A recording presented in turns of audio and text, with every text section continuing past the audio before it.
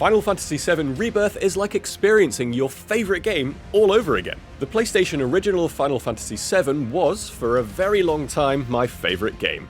Yes, it's a bit cliché nowadays, but many people fell in love with RPGs because of that game. The remake, while it certainly fulfilled so many wants, ended just as the game was getting going. That's where Final Fantasy VII Rebirth comes in. The majority of this game will see Cloud and his party of friends travelling through the open world, visiting various cities and towns as they pursue Sephiroth. Getting hands-on with it recently, we got to play through the game's opening chapter, focusing on moving the story forwards before reaching chapter 2 and getting a feel of how the game's mechanics have changed. As with Remake, Rebirth is playing with the timeline we know and love, while also dropping in a few new moments, expanding on ideas and lore for the fans. For example, Nibelheim is a mini-hub with several options for the story, all of which become reference points for Cloud or Tifa when telling the story in the modern day.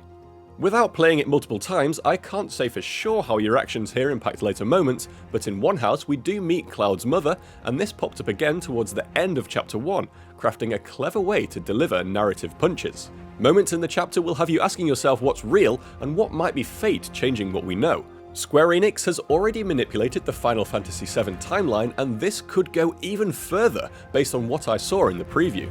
What I will mention is that during this expedition you do get to play as Sephiroth throughout several fights, wielding his overly long katana and fighting back to back with a young Cloud. Yes, it's as thrilling as you'd imagine. This action-packed set of sequences is relatively short-lived, at least as far as the preview goes, though we may get more time as Sephiroth throughout the full release. Let's jump forward an hour or so and enter the second chapter. The party is in Calm, a village on the border of the open world. The first thing we're introduced to is a brand new card game. For anyone who spent far too long playing Gwent or Final Fantasy IX's Tetramaster, you're going to lose hours playing Queen's Blood. It's a game that features rules similar to Marvel's Snap, where you line up characters to total up damage points, and if yours are higher than your opponent's, you win. You'll find players throughout the world indicated on the minimap, and cards can be bought or won as rewards. Outside the walls of this little village is a place where the sun is shining, nature is bountiful, and creatures are scurrying to and fro. Entering the open world is as exciting as that moment when you exit the sewers in the Elder Scrolls Oblivion, and you see the world in front of you. All that possibility.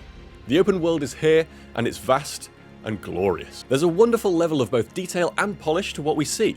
The landscape is rocky and crumbling, wildlife scatters at our approach, and our naive heroes question whether innocent deer are monsters to be battled, as they know no better. The fighting, as you would expect, plays itself out like Remake. It's bombastic, flashy, and over the top, a mixture of attacks, magic, and abilities. Everything you would expect is here, plus more abilities that see party members working together in combo attacks that light up the screen and drench you in nostalgic moments. Nothing has been overhauled radically when it comes to combat. You can adjust your equipment as you see fit, and selecting commands in the menu sees the action slow down to really give you time to think. There's a greater sense of learning about your enemy as you fight, working out what their weaknesses are so that you can take advantage of them and force them into a staggered posture where you can then deliver huge damage. The goal for Rebirth is to expand what came before, but do it with honour and respect, and what fans have been asking for decades. The development team has put thought into every nuance of the game without dabbling too much.